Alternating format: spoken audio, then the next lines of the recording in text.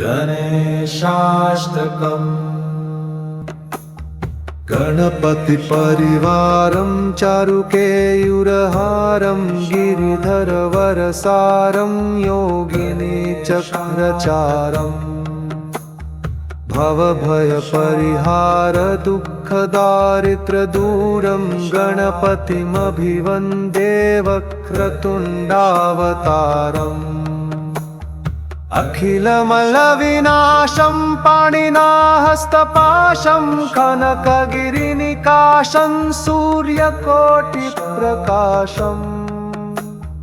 भज भवगिरिनाशमालतीतीरवासं गणपतिमभिवन्दे मानसे राजहंसम्